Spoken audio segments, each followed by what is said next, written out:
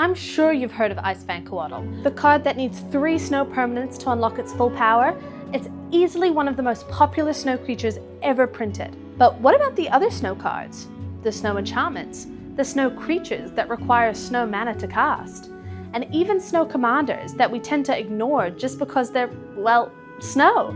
That's what we're going to be talking about in this video. But first, outfit change. Snow is a super type first introduced in 1995 with the release of Ice Age. This was only the 9th set ever released in Magic history. For context, Magic has now released over 220 sets. Fun fact, the game was almost renamed to Magic Ice Age. Richard Garfield originally imagined Magic constantly reinventing itself with each era replacing the game's name. Unfortunately, legal issues stopped that idea. Ice Age gave us classics like Brainstorm, Mystic Remora, even Goblin Ski Patrol, and then silence. Until 11 years later, in 2006, when 2 great things came into the world. The first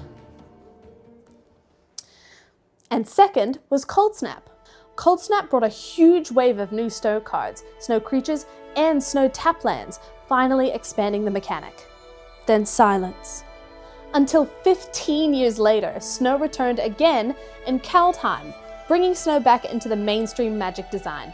You can also find Snow cards scattered across Future Sight, Alliances, Commander 2019, Modern Horizons 2, and Modern Horizons 3, which even introduced snow-covered wastes. So what actually is snow? A creature doesn't become stronger just because it's snow. For example, a normal creature with snow in its type line doesn't gain bonuses automatically, but when you play something like Neferi, Betrayer King, suddenly all of your snow creatures matter, because Neferi boosts them. Back in the day, snowlands were almost mandatory in Modern for 2 big reasons. The first one was obviously to cast your snow spells, but second, and more importantly, it was to fake out your opponent. If you weren't running snowlands, you were giving away free information. Your opponent immediately knew you weren't playing cards like Ice Vancoatl, On Thin Ice, Arcum's Astroblade, so not running snowlands actually put you at a disadvantage. Snowlands also have value even in decks that don't care about snow abilities. Take Field of the Dead, which needs 7 lands with different names to start creating zombie tokens. That becomes much easier when snow basics exist. Snow-covered plains and regular plains count as different names while still being searchable with basic land ramp spells. This also helps with combos like Tainted Pack and Thassa's Oracle, since snow basics effectively doubled your number of uniquely named basics. And there's another sneaky interaction with Extraplanar Lens. If you exile a snow-covered land with it, only your lands get the mana boost, because most players still run regular basics. So even without snow synergies, snowlands can quietly give you an advantage. While snow is still commonly played in Modern, in Commander, it's slowly growing in popularity. There are some solid snow staples, and a few underrated snow commanders worth talking about. The funny thing is, we don't actually have many snow legendary creatures to choose from. In the entire game, there's only 5. First is Jorn, God of Winter, a really strong commander that untaps your snowlands and lets you ramp massively. Then there's Neferi, Betrayer King, who works well as a zombie commander and can bypass commander tax by returning himself from the graveyard. Next is Selvala, Ice Shaper, a powerful commander that creates mana rocks and cheats big spells into play, even though she doesn't heavily rely on snow cards. We also have Moret of the Frost, an incredibly flexible clone commander with huge power potential, but again, not strictly snow-focused.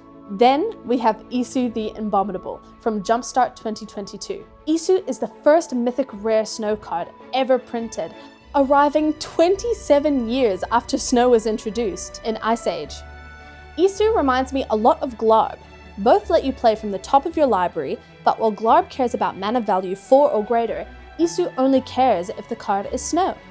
Instead of surveilling, Isu grows by placing +1/+1 counters on herself whenever you play snow cards, turning her into both an engine and a win condition. If I had to choose a snow commander, it would definitely be Isu. Even in the highest power levels, snow still shows up.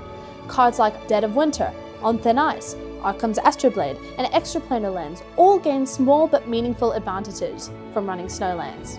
Sometimes the benefit isn't even power, it's information, control, and optimization.